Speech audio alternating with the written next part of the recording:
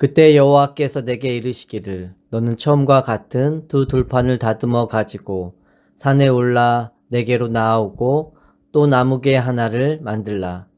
내가 깨뜨린 처음 판에 쓴 말을 내가 그 판에 쓰리니 너는 그것을 그 궤에 넣으라 하시기로 내가 조각목으로 궤를 만들고 처음 것과 같은 돌판 둘을 다듬어 손에 들고 산에 오르매 여호와께서 그 총의 날에 산 위 불 가운데에서 너희에게 이르신 십계명을 처음과 같이 그 판에 쓰시고 그것을 내게 주시기로 내가 돌이켜 산에서 내려와서 여호와께서 내게 명령하신 대로 그 판을 내가 만든 궤에 넣었더니 지금까지 있느니라.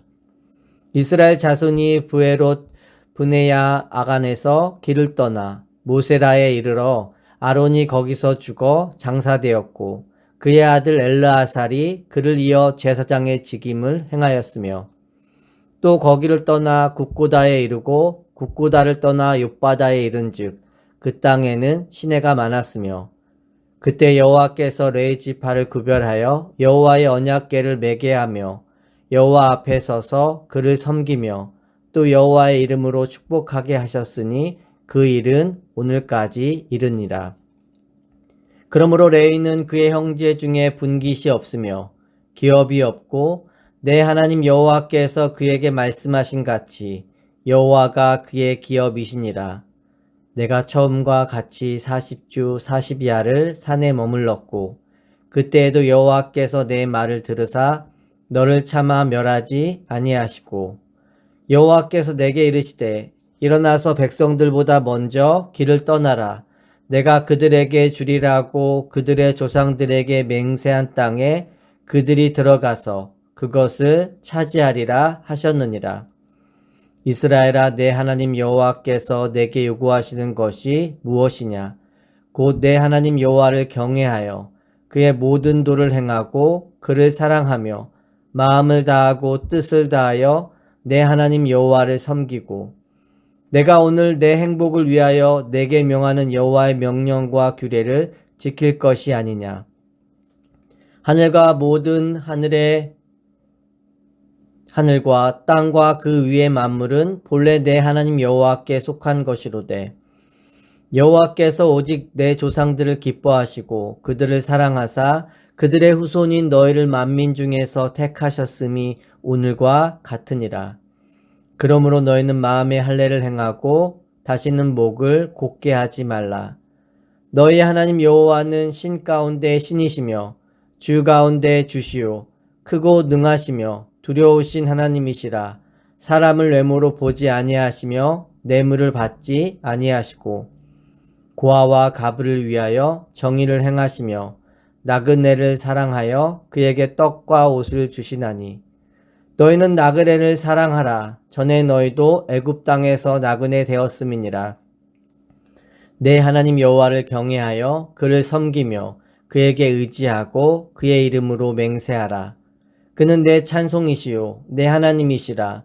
내 눈으로 본 이같이 크고 두려운 일을 너를 위하여 행하셨느니라.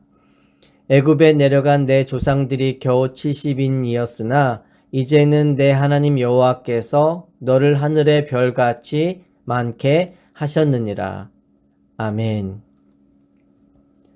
하나님께서 이스라엘 백성을 향해 다시 십계명의 말씀을 주십니다. 모세가 금송아지를 만드는 백성들의 모습을 보며 진노하여 던져서 깨어졌기 때문이 아닙니다. 십계명의 말씀을 주신 것은 그 말씀을 지키라는 것입니다. 그런데 이스라엘은 처음 십계명을 받기도 전에 금송아지 사건으로 범죄하였습니다. 그런 자들을 향해 십계명의 말씀을 다시 주었다는 것은 어떤 의미가 있을까요? 이스라엘은 지금 범죄함으로 하나님께 벌을 받아야 하는 자리에 있습니다. 그런 이것을 지키면 복을 받고 지키지 않으면 벌을 받는다고 가르쳐주기 위함이 아닙니다. 십계명을 지킬 수 없는 자들을 향해 다시 말씀해 주셨다는 것은 그 계명을 지키며 살아갈 수 있는 자리로 계속해서 이끄시겠다는 것입니다. 하나님이 계획하셨던 의의 수준으로까지 인도하시겠다는 말씀인 겁니다. 이런 하나님의 마음을 알 수 있는 장면이 본문 6절에도 나와 있습니다. 신명기 9장 20절에 보면 하나님께서 아론의 범죄에 분노하셔서 죽이려 하자 모세가 그를 살려달라고 기도합니다. 하지만 6절을 통해 알 수 있듯이 아론은 죽습니다. 하나님의 심판을 받게 된 것입니다. 그런데 아론의 범죄로 인해 자손들이 하나님의 저주를 받는 것이 아니라 어떻게 되나요? 그의 아들 엘르아살이 제사장의 직임을 행하게 됩니다. 아론이 범죄했으니 그의 자손이 3, 4대까지 저주를 받아서 끊어지는 것이 아니라 하나님의 은혜를 입게 됩니다. 그것이 이스라엘과 우리를 향한 하나님의 마음이라는 것입니다. 그러면 하나님은 왜 이스라엘을 택하시고 그렇게까지 인도해 가실까요? 15절 말씀에 보면 여호와께서 오직 내 조상들을 기뻐하시고 그를 사랑하사 그들의 후손인 너희를 만민 중에서 택하셨음이 오늘과 같으니라. 하나님이 그들을 떠날 수도 없고 포기할 수 없는 이유가 무엇이라고 말하나요? 내가 너희를 사랑하기 때문이라고 이야기합니다. 그런데 하나님이 사랑하시는 이스라엘이 어떤 자들인가요? 앞서 신명기 9장 6절에서 8절에 보면 그 백성들에 대해 이렇게 소개되죠. 너희는 목이 곧은 백성이며 광야에서 여호와를 경노하게 하며 늘 거역한 백성이다. 여호와의 진노로 인해 멸함을 받아야 할 자들이었다라고 이야기합니다. 그런데도 왜 하나님은 이스라엘을 포기하지 않는가? 우리의 생각으로는 이해되지 않지만 그래도 사랑하신다라고 말씀해 주십니다. 우리가 자녀를 키우다 보면 자녀가 6가지는 잘하고 4가지는 잘못하고 있을 때 어떻게 하나요? 잘하는 것이 더 많으니 만족해 하나요? 저를 포함해서 그럴 부모님은 없습니다. 부모의 마음은 자녀가 잘하는 것보다 잘못하고 있는 것에 항상 마음이 가 있음을 보게 되죠. 왜 그런가요? 자녀가 성공하고 잘 되기 위해 그런 것일까요? 틀린 말은 아니겠지만 이유는 자녀를 사랑하기 때문입니다. 사랑하는 내 자녀이기에 잘못된 길로 나아가는 것에 그냥 쉽게 넘어가질 수가 없는 것입니다. 우리를 향한 하나님의 마음도 우리가 잘 되는 것 정도에 머무르지 않습니다. 우리를 향한 하나님의 뜻은 죄와 사망의 자리에서 죄를 면하고 생명의 자리에 서는 것 정도가 아닙니다. 하나님의 형상을 닮은 하나님의 자녀로 회복하시며 세우는 것입니다. 우리는 죄사함을 받고 사망에서 생명으로 옮긴 은혜에 감사하며 만족해야 합니다. 하지만 그것은 신앙의 길의 완성이 아니라 출발선상에 서는 것입니다. 우리가 믿음의 길을 간다는 것은 죄와 자아와 세상의 자리에서 그리스도 안에서 새 사람을 입은 자리로 계속해서 나가야 하는 여정입니다. 우리는 성경이 제시하는 길과 내가 가고자 하는 길 사이에서 늘 갈등하며 힘들어합니다. 왜냐하면 우리 안에는 여전히 내 원함을 따라 살고자 하는 마음이 더 크기 때문입니다. 하지만 우리가 이 자아를 넘어서지 않으면 믿음의 길을 갈 수 없습니다. 그래서 하나님은 우리의 삶에 계속해서 찾아오셔서 믿게 하시고 그 길을 포기하지 않고 가도록 하십니다. 뒤로 물러서서 적당한 거리를 두고 따라가고 싶은 자들의 삶을 계속해서 앞으로 인도하십니다.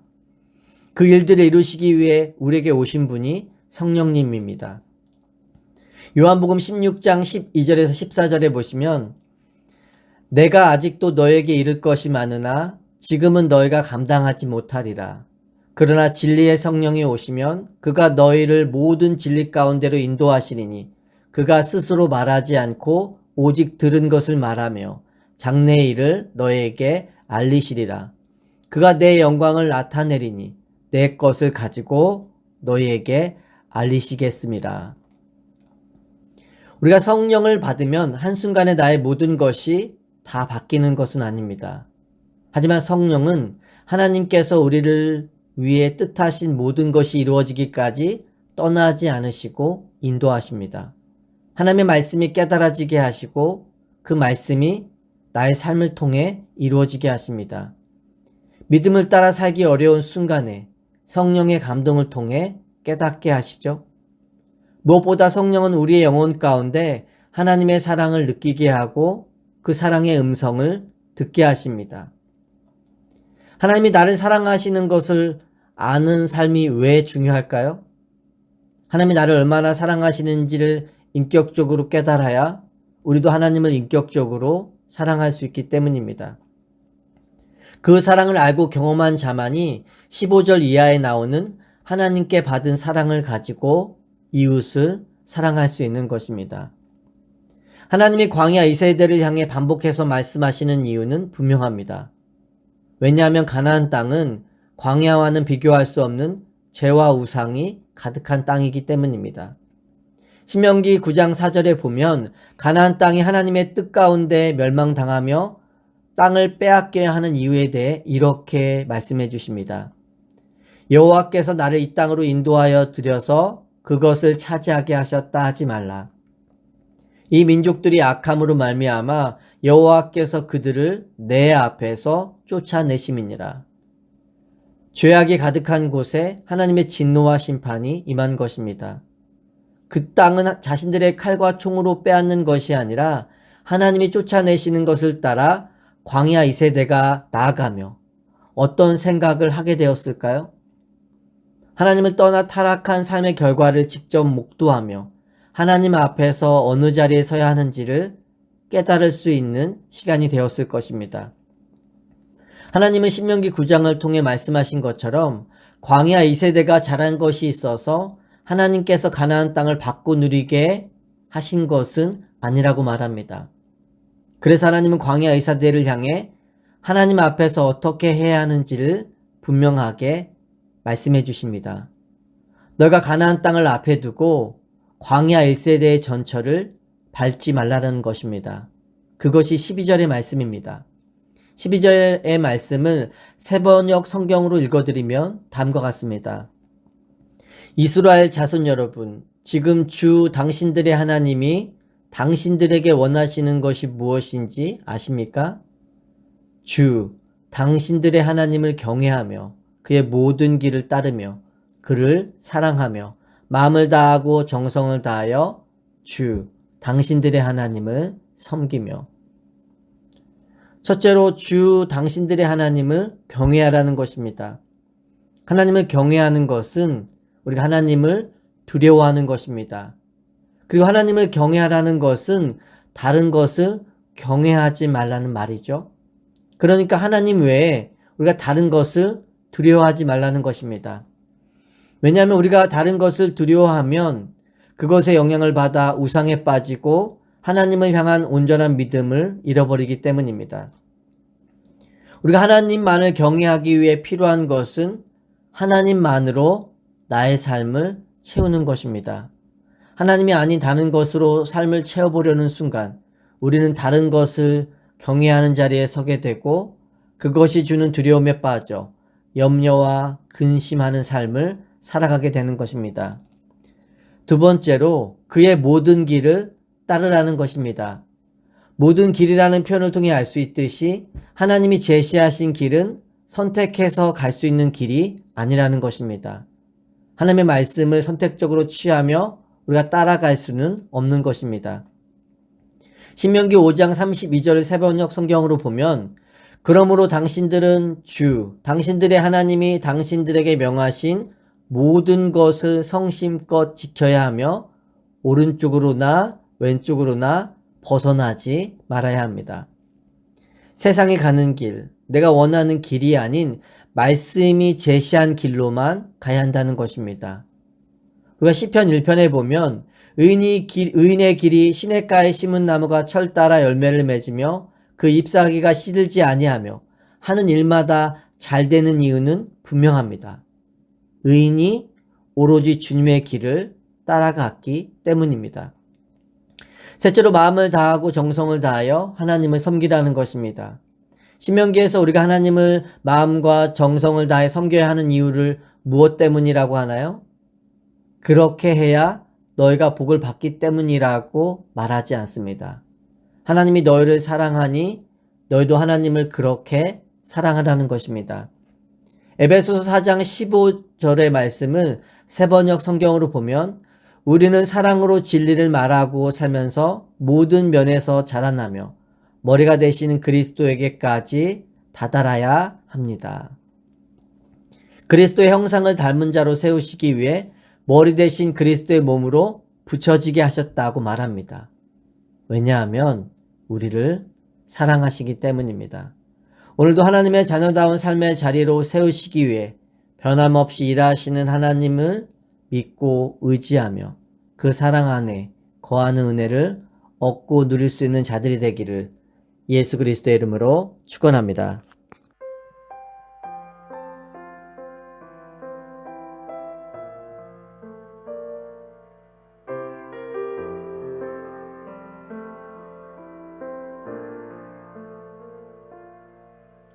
하나님의 부르심에는 후회하심이 없네. 내가 이 자리에 선 것도 주의 부르심이라. 하나님의 부르심에는 결코 실수가 없네. 나를 부르신 하나님의 신실하심을 믿네. 날 부르신 뜻 내 생각보다 크고 날 향한 계획 나의 지혜로 증명 못하나 가장 좋은 길로 가장 완전한 길로 오늘도 나 이끄신 믿네. 작은 나를 부르신 뜻을 나는 알 수 없지만 오직 감사와 순종으로 주의 길을 가리라. 때론 내가 연약해져도 주님 날 도우시니 주의 놀라운 그 계획을 나는 믿으며 살리. 날 부르신 뜻 내 생각보다 크고 날 향한 계획 나의 지혜로 증명 못하나 가장 좋은 길로 가장 완전한 길로 오늘도 나 이끄신 믿네. 날 부르신 뜻 내 생각보다 크고 날 향한 계획 나의 지혜로 증명 못하나 가장 좋은 길로 가장 완전한 길로 오늘도 나 이끄신 믿네.